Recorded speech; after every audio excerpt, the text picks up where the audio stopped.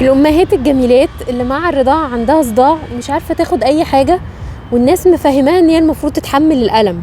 لا يا حبيبتي، انت مش المفروض تتحملي الالم فوق المليون حاجه تانية اللي انت متحملاها. تعالي نشوف الصداع سببه ايه. اولا ابقى متاكده اني عامله مثلا كشف نضاره او نظري مش ضعيف، مش بوطي عيني كده زي ما انا عامله دلوقتي عشان اشوف اي حاجه. نمرة 2 اتاكد ان انا ضغطي تمام، وبعد الشهر في ناس بيجيلها الضغط حتى في سن بدري، حتى بالذات لو انا ايام الحمل كان ضغطي بيعلى. نمرة 3 وده اشهر حاجة بقى، ده 99% مننا خصوصا في الوقت اللي احنا فيه ده، هي الجيوب الانفية. طب اعرف ازاي ان الصداع اللي عندي ده هو صداع جيوب انفية؟ هتلاقي عظم وشك بيوجعك لو دوستي على حتت معينة كده، وهنا كمان وهنا كمان هتحسي ان عظم وشك بيوجعك، خدودك بتوجعك. لما توطي عشان تجيبي حاجة من الارض او عشان تسجدي هتحسي ان الدم نزل كتير قوي في المكان ده والصداع اكتر. هتحسي ان انتي مناخيرك مسدودة، يمكن مش عارفة تتكلمي براحتك او عندك احتقان. ساعات الصبح بتصحي برشح خفيف. الصداع مرتبط بمواسم معينة، بيفضل معاكي طول الشتاء خصوصا لو طلعتي في هوا ساقع، ويفضل معاكي لغاية التراب والجو بتاع الربيع، بعد كده يروح خالص. الصداع بيطلع بيزيد كتير جدا جدا بالتوتر لو اتشديتي او حد عصبك، مع قلة النوم كمان. احنا اصلا مش ناقصين. في بعض الاحيان بتلاقي كمان سنانك وجعاكي معاه، ده برضو بيكون مع الجيوب الانفيه. في بعض الاحيان بتلاقي ان في رشح بدا يبقى تقيل ولونه اصفر او اخضر، ده معناه ان الجيوب الانفيه التهبت قوي فمحتاج يكتب لك مضاد حيوي. ريحه الفم ساعات ممكن تبقى مش لطيفه خالص، وده بيكون بسبب ساعات مصاحب للجيوب الانفيه. الجيوب الانفيه دي عباره عن فراغات موجوده في الجمجمه، سبحان الله ربنا عاملها مليانه هواء عشان تخلي الجمجمه بتاعتنا خفيفه فنقدر نتحرك براحتنا والضغط جوه يبقى هادي. تخيلي بقى ان انتي لما بتكوني بتتحسسي مثلا من التراب او من تغيير الجو او من اي حاجة، جسمك بيطلع مخاط كتير كتير كتير جدا، فالمخاط ده بيدخل يقفل كل الفراغات دي، فالجمجمة بدل ما يبقى جواها هوا يخليها خفيفة تبقى خلاص هتنفجر. يعني بتبقى فعلا ألم صعب جدا. طب اعالجه ازاي؟ نمرة 1 ادوية الحساسية او البخاخة بناخدها حتى لو انتي مش حاسة ان انتي عندك جيوب انفية. مجرد ما السيزن بدأ، الموسم بدأ، الجو بدأ يتغير، في تراب، لازم انتي بدأتي تحسي كده بالأعراض اللي أنا قلتها لك، لو سمحتي ابتدي خديها عشان تمنعي تكون المخاط ده من الأساس. طب خلاص أنا ما عملتش كده واللي حصل حصل، أعالج المشكلة دي ازاي؟ أهم حاجة حبيبتي، وعلى فكرة البخاخات أغلبها، البخاخات الكورتيزونات أغلبها أوكي، مش هقول أسامي طبعا، بس ممكن ان هي تتاخد مع الرضاعة عادي مفيش مشكلة. الحاجة التانية اللي بيدوها علشان خاطر افضي المخاط ده، انه بيديكي حاجة مضادة للاحتقان توسع شوية، توسع الاوردة اللي رايحة للمكان، فتحسي ان انتي الضغط اللي عليكي هنا مع الصداع هدي. الادوية المضادة للاحتقان دي يعني اشهرها بتبقى موجود، للاسف هي ممنوعة مع الرضاعة، وبتبقى موجودة في ادوية البرد، عشان كده احنا ممنوع علينا ادوية البرد. انما بديل لده انا ممكن اعمل ايه؟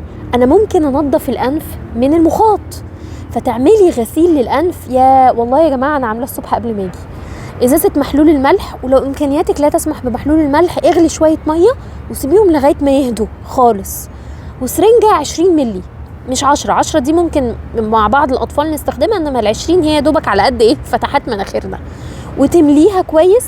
هتاخدي نفس عميق كده وترتاحي بحيث ما تتنفسيش وانتي بتعمليها، وبعدين هتجيبي، مش لازم بقى تكتمي نفسك وتأفوري والحاجات دي خلاص، يعني هي ثانية في الاخر، وتجيبي السرنجة وشوت واحدة تقومي مدخلة السلاين، مش على كذا مرة، هي هوب مرة واحدة. ال20 هيدخلوا هتطلعوا من الناحية التانية وهيطلع معاهم المخاط، واعملي نفس الحركة في الناحية التانية مرة او مرتين في كل فتحة، ما تزوديش اكتر من كده. هتحسي بايه بقى بعدها؟ اولا اول ما يدخل المخاط السلاين انت او محلول الملح، الموضوع مش مؤلم خالص، انت بس بتحسي كأن انت عارفه لما بتكوني في البسين مثلا او في الميه او كده ونزلتي تحت الميه، ميه دخلت مناخيرك، عارفه الاحساس ده؟ بس هتحسي ان المنطقه دي بعد ما خلصتي نملت كده شويه. هو ايه اللي بيحصل؟ المحلول الملح داخل ينظف الاماكن دي ويسيل المخاط اللي كان قافل وعاملك الصداع. هتبتدي على مدار اليوم تحسي انه بدأ يخرج، مش هيخرج في ساعتها، مع تكرارها، لان هي مش مرة واحدة، مع تكرارها كل يوم مثلا اعمليها مرة مع البخاخة، لانه البخاخة بنلتزم بيها حتى لو ما عندناش صداع، والبخاخه مش المفروض تعالج الصداع. البخاخه الجيوب الانفيه شغلتها ان هي تمنع رد الفعل بتاع الجسم اللي بيعمل مخاط ويسد الجيوب الانفيه، فهي مش هتحسسك بالصداع انه راح في لحظتها، بس اداوم عليها عشان الموضوع ما يتفاقمش والصداع يزيد اكتر واكتر وابقى تعبانه جدا. انت ساعات بتحسي ان انت من كتر التعب بتجزي على اسنانك، مش واخده بالك ان انت جازه على اسنانك من كتر الصداع. طب اضيع بقى الصداع ازاي؟ عشان انا مش قادره استحمل مؤقتا لغايه ما يبتدي الادويه دي تشتغل معايا كويس، انا محتاجه اخد مسكن. مش كل المسكنات تنفع مع الرضاعه. امن حاجه تاخديها مع الرضاعه هي ماده الباراسيتامول. الباراسيتامول ده موجود في السوق مثلا في هيئه بانادول العادي، مش اللي هو مثلا بانادول برد للبرد او البانادول بتاع الجيوب الانفيه، ما تاخديهوش، خدي العادي. او موجود في هيئه ابيمول مثلا. الفكره انه الباراسيتامول ما بيجيبش نتيجه لما بتاخديه. ليه؟ الصداع بيبقى قوي جدا وبدا بقاله فتره، فدايما خدي الدواء اول ما تحسي ان انت بداتي كده، عارفه اللي هو تعملي 111 وتعبانه بحواجبك. تاني حاجة خدي 1 جرام يا حبيبتي. 500 ملي جرام ده ولا حاجة، ده مية ساجعة بالنسبة لنا. الباراسيتامول 1 جرام يعني تاخدي قرصين بانادول العادي او قرصين ابيمول او قرصين بارامول، او في حاجة في السوق اسمها دولي برام، وفي منه مستورد اسمه دولي بران اخره نون. الاتنين دول 1 جرام، فتقدري تاخدي منه 1. طب هل ده خطر على البيبي؟ لا مش خطر. طب ليه في اليوم لغاية قد ايه؟ ليكي مثلا في اليوم 3 اقراص لغايه، بس انت عاده مش هتحتاجي ال3 اقراص، هي مره او 2، وهتحسي مع الايام التانية ان العلاج ظبطك. طب انا العلاج ما ظبطنيش، يبقى محتاجه دكتور الانف والاذن يزود لي مع البخاخه دواء حساسيه. وما تسمعيش اللي بيقولك ان دواء الحساسيه ما ينفعش مع الرضاعه، ده حد بيستسهل. لا، في ادويه حساسيه كتير قوي تنفع مع الرضاعه، خصوصا لو البيبي عدى 6 شهور، والبيبيز نفسهم بياخدوا اصلا دواء الحساسيه، فما فيهاش مشكله ان انت تاخديه. انت احتاج اخد مضاد حيوي للجيوب الانفيه.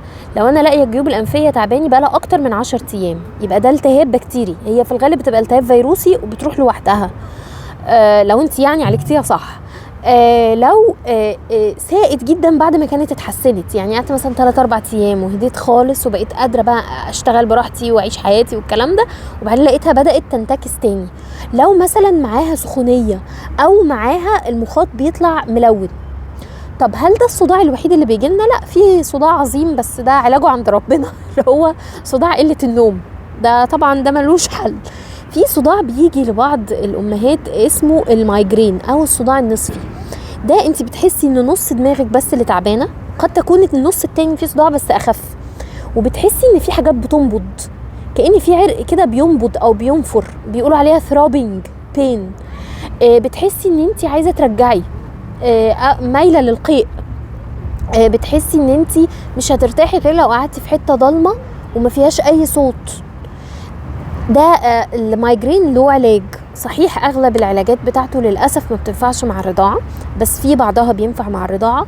والمفتاح الاساسي في علاج الصداع النصفي ان انا الحق الابيسود او يعني الازمه من اولها، لان انا لو ما لحقتهاش من اولها انا ممكن الصداع النصفي يكمل معايا لتاني يوم. وان انا اخد بالي من المحفزات بتاعه الصداع النصفي، زي مثلا او وقت الدوره ممكن تحسي ان لخبطه الهرمونات بتزود لك الصداع النصفي، زي مثلا التوتر الشديد، زي الانوار العاليه، زي ان انا اصلا يبقى عندي جيوب انفيه، فالاثنين يضربوا مع بعض. دول يعني الامهات دي بتبقى ربنا يعني يكون في عونها، بتبقى مستحمله كتير جدا. بقولوا في الاخر ان انت من حقك ترتاحي، روحي لدكتور انف واذن، او لو هو صداع نصفي روحي لدكتور مخ واعصاب وارتاحي، خليه يكتب لك علاج وما تخليه. ومش هينفع ان هو يستسهل ويقولك افطمي، او يستسهل ويقولك لا مالكيش علاج استحملي. لا، انت من حقك ترتاحي حتى لو على الادويه لغايه فين. كفايه قوي اللي انتوا شايلينه، وربنا يكون في عونكم.